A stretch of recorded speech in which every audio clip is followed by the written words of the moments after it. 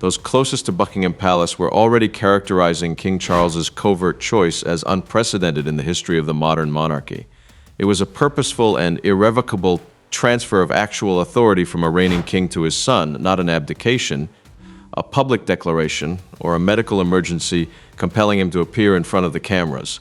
What at first glance seemed to be crisis management had evolved into something much more significant: the actual termination of Queen Camilla's power within the very establishment she had battled for decades to get access to. The Lady Charles put on the throne next to him after 30 years of scandal had grown to be an almost insurmountable barrier to the crown's continued existence. And the man who had spent his entire life silently waiting in the wings was no longer waiting at all. However, that is not even the story's most remarkable aspect. This one goes far beyond the headlines, so subscribe immediately. In order to comprehend how a reigning monarch came to prioritize his son over his own wife, we must go back to a February morning that permanently altered the internal structure of the British monarchy and to a warning that was given years prior, totally disregarded, and has now come to resemble a prophecy. Like most mornings, February 19, 2026, started quietly and formally within Buckingham Palace with the kind of disciplined routine that the institution has preserved through wars, abdications, royal deaths, and the fall of empires. Then, after only one phone call, everything came to an end. One of the most protected members of the royal family for more than 40 years, Prince Andrew, Duke of York, son of the late Queen Elizabeth II, had been taken into custody. According to the accusation, those associated with the Jeffrey Epstein network were given access to private government documents. Give that some time to settle. Not a leaking accusation handled discreetly behind closed doors, nor a tabloid rumor, an arrest. The most explosive criminal case of the 21st century is directly linked to the arrest of a member of the royal family. Almost quickly, the palace collapsed. Within hours, reporters flocked to the gates. The building's internal phone connections were overloaded. Social media took off at a speed that royal communication staff are ill-equipped to handle. Senior assistants who had dedicated their entire careers to preparing for emergencies were faced with a scenario that defied every scenario they had ever practiced. By all accounts, the paralysis was complete and instantaneous. Nearly everyone froze. Nearly. Because one individual was already traveling somewhere in that building amid all that turmoil, commotion, and institutional shock, not responding, not controlling, but moving with such clarity and direction that was both stunning and a little unsettling to those around him. Prince William was that man. What royal observers had long assumed has since been confirmed by sources close to the royal family. For years, William had been quietly and deliberately preparing for this very moment, music, rather than hoping for it or creating it. In the days that followed, royal analyst Maureen Callahan told the Daily Mail that Charles had essentially handed over the throne. Described a king who, in those crucial moments, preferred to stay out of the decisions that would determine whether the monarchy survived the week intact. Carefully read that again. A ruling monarch withdrawing from the most important choices during his institution's worst crisis in a generation. William was the one who entered that area without hesitating or being asked. Palace aides had been voicing worries about Andrew's actions for years. According to author Russell Myers, who penned the biography William and Catherine, those who were aware of the internal discussions claimed that William had taken those worries more seriously than nearly everyone else in the family. They had not been filed away by him. He hadn't waited to see the course of events. Long before dragging the conversation into the open in February 2026, he had taken action or attempted to. William was already working the phones in rooms where choices were being taken, and at the center of a palace response that had not yet fully revealed itself to the world in the immediate wake of the arrest. While the institution struggled to regain its feet, however, that readiness and haste had not just materialized, it had a past. And a warning was the first part of that history. You must comprehend something that official palace communications have never completely acknowledged in order to comprehend the weight that King Charles was carrying in the initial hours following Andrew's imprisonment. Under normal conditions, Charles did not ascend to the throne. In September 2022, at the age of 73, he took the throne, the British crown's oldest wearer. He had been waiting for that moment longer than any heir in the history of the royal family. Every aspect of his life, including his public appearances, well-crafted statements, and 10 years of preparation, had been centered around a role that was constantly slipping away from him. Then, just 17 months after his coronation, his body started to fail him. King Charles had a cancer diagnosis in February 2024. The precise kind has never been made public. Quietly, the treatment started right away. Additionally, he continued to carry out his public obligations during 2024 and 2025 while receiving that therapy. The public has never truly appreciated this act of institutional devotion and discipline because the palace never permitted them to. In the same way that the institution has always required its monarchs to endure the intolerable, Charles endured it mostly in silence. The second blow then arrived. The most well-liked member of the royal family, the Princess of Wales, whose presence at William's side had become the monarchy's most potent symbol of rebirth and continuity, revealed her own cancer diagnosis in March 2024. When having abdominal surgery, she started preventative chemotherapy when the malignancy was discovered. For months, she refrained from performing in public. Think about the true implications of that combination for the organization. The current monarch was undergoing cancer treatment. The public face of the monarchy's future, his daughter-in-law, was receiving treatment at the same time. At precisely the same time, the two most crucial individuals for the long-term survival of the crown were battling for their health.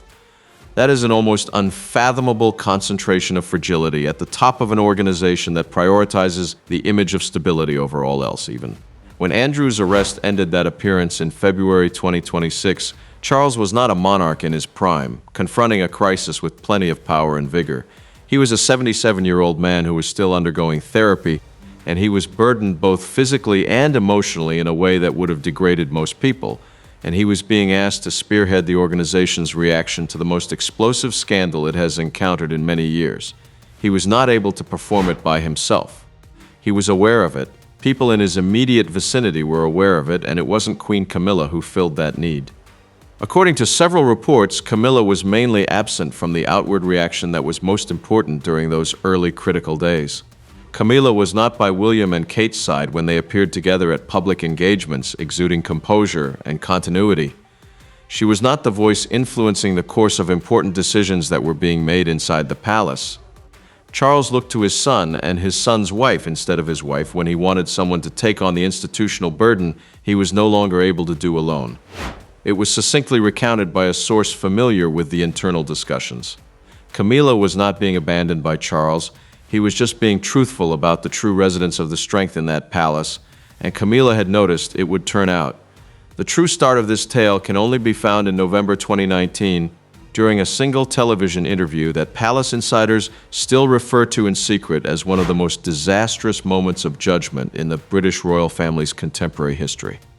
In what was presented internally as a controlled chance to address the mounting public concern regarding his acquaintance with Jeffrey Epstein, Prince Andrew had consented to appear on the BBC's Newsnight program. The reasoning, such as it was that a calm and respectable explanation would put an end to the commotion and enable the palace to proceed. Instead, what transpired was something that royal aides who witnessed it have subsequently found difficult to describe. The noise persisted despite Andrew's answers, demeanor, logic, and the particulars he provided in his own defense. They magnified it to the point where it has never quite disappeared. William did not keep his feelings to himself after watching the interview. Within days, William went straight to both the late Queen Elizabeth and King Charles, who was still Prince of Wales. According to people who were aware of the internal discussions that followed, he didn't send a polite message. The music was not meticulously muted to make it more palatable. It was clear-cut, direct, and stark. Andrew had to be relieved of his royal duties right away. Not carefully controlled, not discreetly relocated, completely eliminated. A clear and total separation from the organization, no compromises, and no more chances to speak in public. The Queen objected. It was not a calculated move on her part to protect Andrew. It was more potent and older than the strategy. It was a mother's instinct used by a lady who had spent 7 decades prioritizing the institution over nearly all of her personal emotions, and who discovered that, when it came to her son, she had finally reached the limit of what she could bear to give up. Charles was put in a precarious situation. He was drawn in one direction by his mother's loyalty. Another was drawn in by the evidence in front of him and William's increasingly agitated interpretation of the evidence's implications for the crown. He took his time. He was usually careful with his movements. It was the hallmark of his lengthy tenure as heir, and the fact that the stakes had increased did not cause him to lose it. According to reports, William warned the senior royals there that the monarchy's standing with the British people was in jeopardy, that safeguarding the organization has to come before safeguarding any individual within it, that this principle did not have any exceptions, nor because of blood, nor because of history, not because of the unique and priceless love a mother has for her kid. After landing in that room, those remarks essentially went nowhere. The Queen did not take any firm action. She was not superseded by Charles. Andrew stayed. The quiet management persisted, and William left those discussions with a knowing that would take years to fully emerge. He had seen what was coming, had spoken so clearly, and had been disregarded by the same organization he was asked to head in the future. Those remarks served as a warning in 2019. They had completely changed by 2026. They had turned into the model for everything that came after. Within the British monarchy, there is a rule that has been in place for as long as the contemporary institution has existed without any significant exceptions. A sitting queen consort does not receive ultimatums from an heir to the throne. There is no bending of the hierarchy in that way. That is not how the chain of command operates. The formal structure of the monarchy has always guaranteed that the person wearing the title retains the authority that the title implies, regardless of any intergenerational tensions or strategic differences that simmer under the surface of public appearances. That rule was disregarded in late February 2026, with full knowledge and approval from the current monarch. Williams did not use middlemen to communicate his message to Camilla. It wasn't presented as a cooperative issue between family members overcoming a common challenge or softened into a recommendation. It was straightforward, it was clear. Furthermore, it possessed a weight that extended well beyond William's personal authority as heir, according to people close to the royal family. This was the demand because Charles had officially supported it.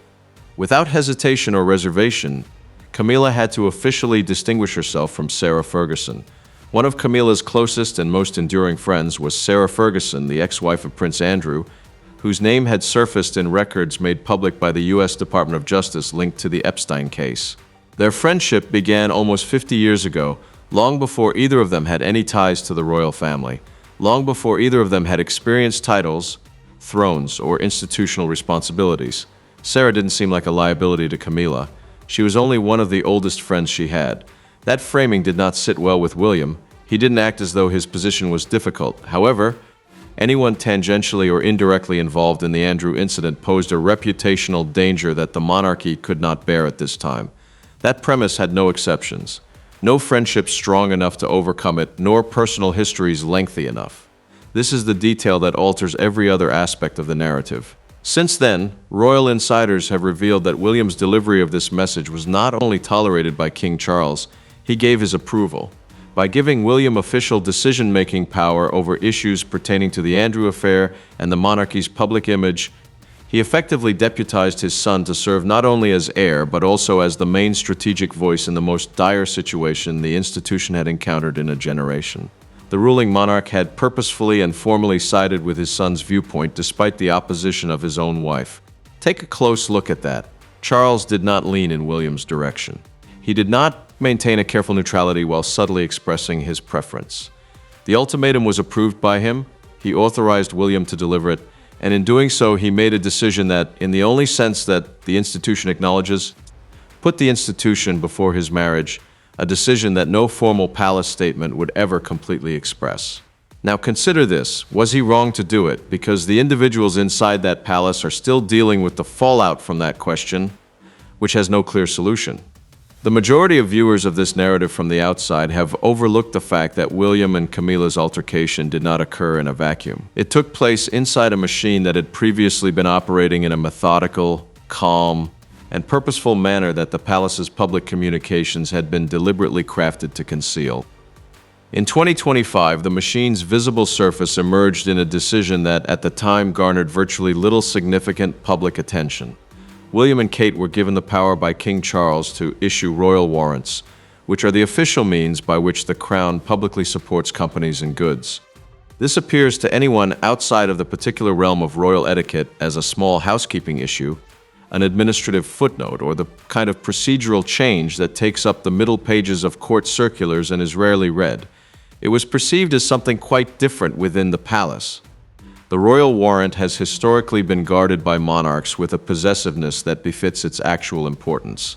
It's more than just a recommendation. It is an open statement about the distribution of the crown's power. It It was not a gesture of kindness or convenience that Charles gave it to William and Kate when he was still in power, still physically present, and his own reign was far from coming to an official end.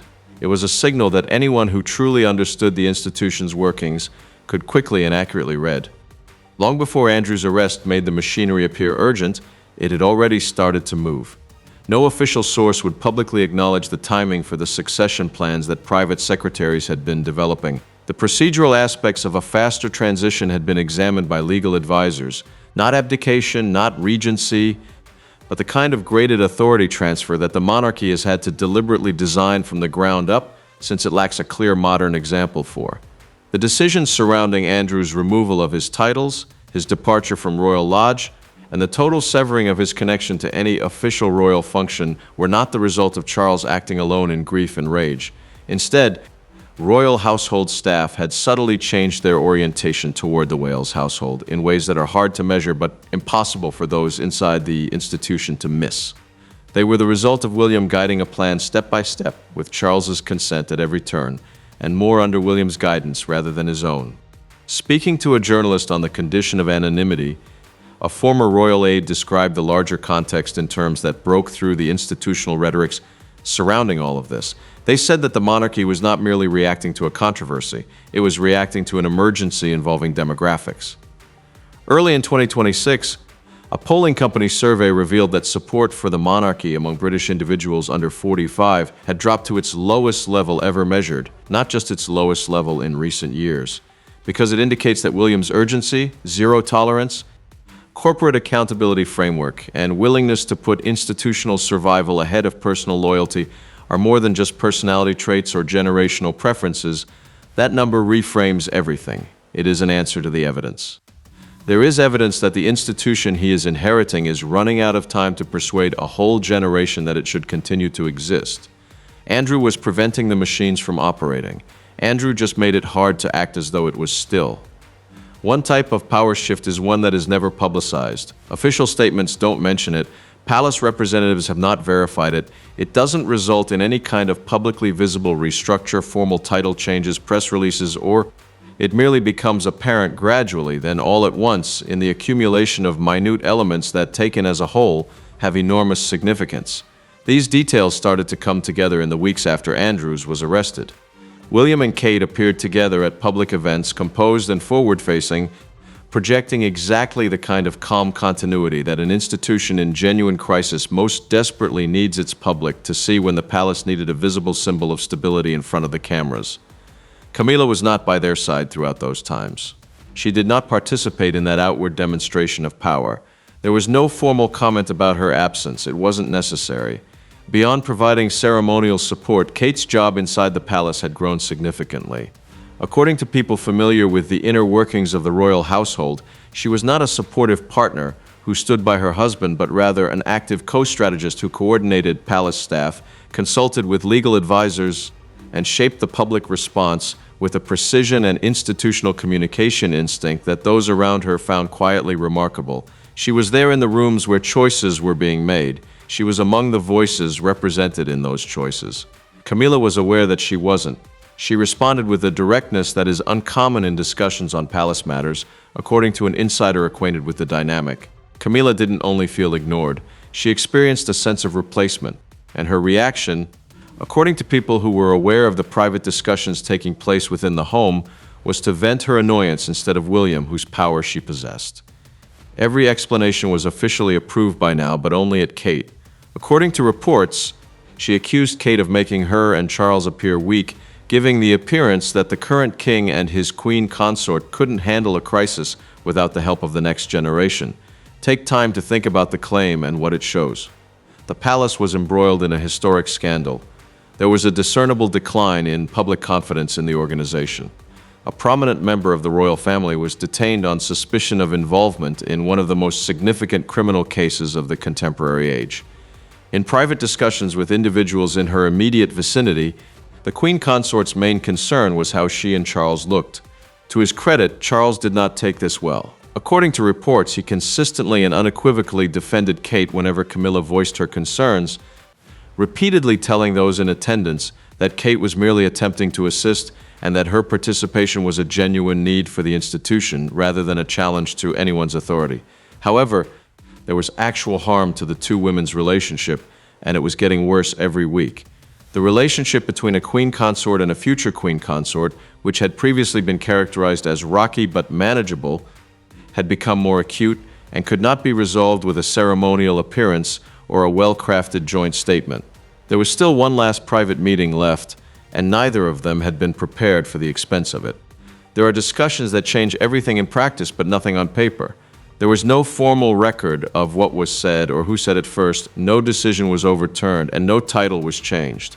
There are just two people in a room, struggling to find words for something that might not have any, bearing the entire weight of what their lives have become. After all of the events detailed in these pages, Charles and Camilla had a private chat that was by all accounts precisely that kind of conversation. You must keep in mind what these two people have truly gone through together in order to comprehend why it bore the weight it did. This is not a pair whose bond was developed via ease, comfort, or the routine rhythms of a life constructed discreetly from the public eye. It lasted for 30 years for Charles and Camilla. 30 years of public animosity, journalistic censure, and being portrayed as the antagonists in a narrative that the world had already determined how to tell. They both survived Princess Diana's death, which left them in the midst of a grief so deep and intense that it momentarily threatened to prevent them from ever having a future together, both personally and politically. They made it through the arduous and drawn-out process of restoring their public image over the course of decades. They made it through the actual coronation, the moment that formally positioned Camilla next to Charles in the role she had been refused, resented, and then granted for. Together, they had made it through everything. Now that Charles was seated across from her, the one item she was requesting was one he was unable to provide. Sources who are aware of the nature of the discussion exercise caution when disclosing specifics. The shape of the palace, rather than its details, is revealed through the cautious words of those who are aware that certain aspects of it are never entirely revealed. Apparently, Camilla wasn't requesting that Charles overturn William's authority. She was not requesting that he openly challenge the institutional rulings that had already been made.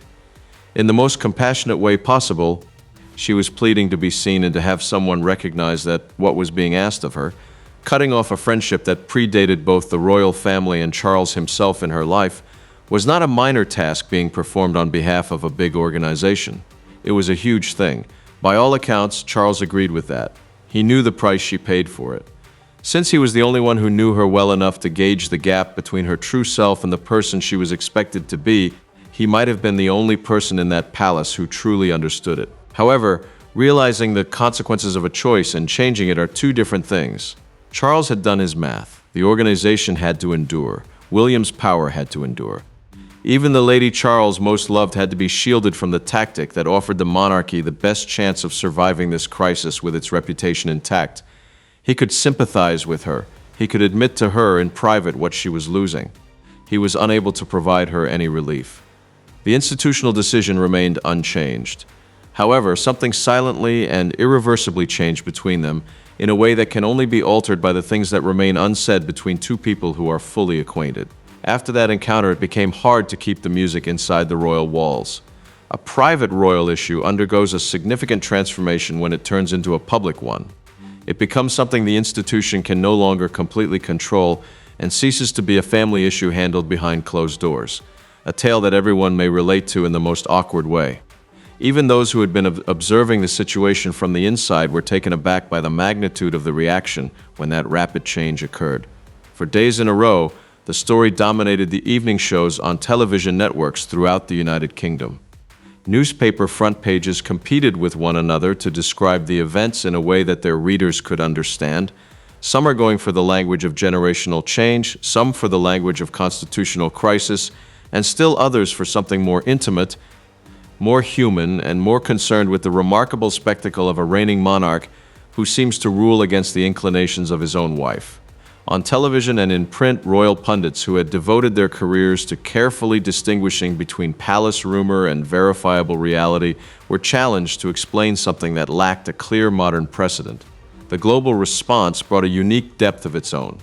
In Commonwealth countries, the question of whether the monarchy is still relevant has never been fully resolved. Arguments that had been silently developing for years were supported by the story. The personal drama of Charles and Camilla, William and Kate, and the human architecture of a family being publicly reorganized by forces that were both institutional and intimate were the main topics of coverage in the United States, where the royal family occupies a specific cultural space that is equal parts fascination and confusion. Analysts openly questioned if a monarchy that was clearly consuming itself in internal power battles was arguing for its own continuation in Europe, where Republican feeling has always felt more at ease uttering its name. The palace would not have selected the public discussion that resulted from all of this coverage. It crystallized with an unsettling accuracy around the precise question that Charles's private discussion with Camilla had failed to answer and that William's ultimatum had sown. Should institutional necessity take precedence over personal loyalty? Does the need for accountability eventually turn into a kind of brutality in and of itself? And is it still identifiable as the thing that people have traditionally been encouraged to feel anything for under a monarchy that functions with the zero tolerance of a corporate entity? The public's reaction was divided along lines that did not easily fit into any pre-existing political or generational categorization, according to royal observers. Those who had spent years denouncing the monarchy on other grounds were among the most outspoken supporters of Camilla's stance. Those who had never shown much interest in the institution's internal governance were among the most outspoken advocates of William's strategy. The polling reality that had been gradually developing for months became indisputable due to the coverage. Younger British individuals' support for the monarchy was more than just sentimental. It was vulnerable in a way the organization had never had to face head-on. The monarchy was failing to prove its own importance every day, that the internal power struggle continued to be the major narrative. William was aware of this. Insiders speculated as to why he had moved so quickly and forcefully. However, comprehending a crisis and finding a solution are two quite different things, and there was still no sign that anything had truly altered. More overtly political institutions have mostly forgotten what the British monarchy has always understood. Those statements that are said aloud are rarely the most impactful. The exact geography of who stands where and next to whom at a given instant when everyone is observing, whether it's a position in a picture, a walking order on a palace fortress, or no press release, formal statement, or well-planned media briefing can match or reverse the clarity and permanence of these communications. The palace did what it always does when words run out, and the situation calls for something more definitive than language can deliver in the weeks that followed the public outburst of reportage. It set up an appearance. The event itself was formal, organized with the exacting attention to symbolic detail that members of the royal family have honed over the years. The visual information conveyed by the event was more important than the action itself. No amount of official framing could change the accuracy with which viewers were absorbed and interpreted regardless of whether they were aware of the protocol or not. William and Kate showed up together. That was not really noteworthy. The quality of their presence, which read as true settledness rather than acting, was noteworthy, as the specific serenity that comes from those who are aware of their own position and have come to terms with what that position demands of them. They handled the situation with the ease of those who were embodying a settlement rather than handling a crisis. The eye instinctively gravitated toward the gravitational core of any room, which is why the cameras kept finding them, not because the photographers were making an editorial decision, and the Wales family was clearly the focal point of that event. Charles played the part that the crown demands of the man who wears it. He was present, respectful, and right in all ceremonial respects. However, those who have observed him over decades of public appearances saw a difference in his demeanor, a fading quality rather than a sign of weakness. Even in his most difficult moments, Charles has never shown weakness. Instead, he has consistently and calmly taken a step back that could only be intentional. As the king, he was there. As the official head of the organization, he was present. But where he stood did not radiate authority in that environment. Camilla strolled next to him. She had perfect posture. Nothing could be inferred from her look. She has also spent years honing the skill of giving nothing away, because the institution could not afford to take pictures of her face on numerous occasions during her regal life. She played the part flawlessly, adhering strictly to the requirements of the situation. However, centrality and correctness are not the same thing. The image of a lady in a position that was both formally significant and obviously peripheral was acquired by the cameras without the need for anybody to engineer or direct it. The story was told by the walking sequence, the story was conveyed by the sightlines. The tale was revealed by the direction of the audience's focus. None of it needs to be annotated. When the underlying reality is strong enough, the picture did what images do. It merely presented the reality and allowed it to be comprehended. Everything was crystallized in a single moment, an exchange of glances, a gesture, a momentary realignment of posture that seemed spontaneous because it was. The most sincere communication the palace has made in months was found in that unrehearsed naturalness. The transfer was not going to happen. It had already taken place. Let's be truthful about what has truly transpired in this situation, because it is necessary to hold two truths at the same time in order to account for this moment honestly. Additionally, there is always a tendency to simplify a story this dramatic. Charles is still the monarch. It's not a formality. It is a fact with genuine significance and weight. He is seated on the throne. His image is displayed in official buildings throughout the Commonwealth and the United Kingdom.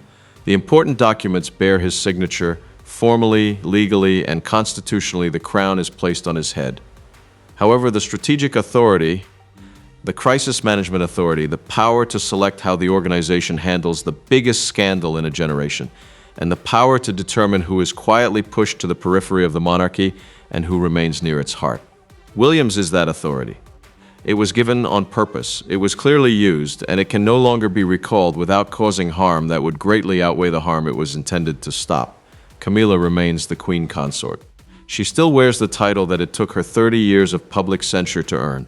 At formal events, she continues to walk with Charles. She continues to hold the position that was assigned to her in all formal and ceremonial contexts. However, the notion that her voice in palace choices held real institutional weight, an informal influence that had been subtly building from her early days in the position, has diminished in ways that official declarations and titles cannot undo. The institution was what Charles defended. Since it has been the defining calculation of both his whole reign and the decades of planning before it, that was always going to be his last calculation. He held out for the throne longer than any other heir in history. He saw with clarity that the true nature of the crown, behind its ceremonial and symbolism, can only be achieved via that kind of waiting. It's not a family, it's not a union, it's not even human. It is a concept that must constantly be acquired via the actions of those who uphold it. He made the decision, and the human cost of that decision is real and ongoing. William gained more than just power. It is something more delicate and significant. The temporary confidence of an organization that has been observing him throughout his life and has now entrusted its future to him at its most vulnerable point. That's not a present. It is a weight, and the question that will be answered in the coming years is whether the corporate accountability first zero-tolerance monarchy he is establishing can create the kind of sincere public sentiment that sustains an institution like this across generations, because efficiency is not the only thing that keeps institutions alive. They need meaning to survive, and meaning cannot be forced into existence. It must be experienced. The monarchy is reimagining itself, not in a calm manner, not without a real human cost, not without the unique sadness of witnessing those who have earned their position realize that it is subtly changed. The crown may still be worn by King Charles. However, the man who has determined what that crown must represent and how much it must endure is already someone else.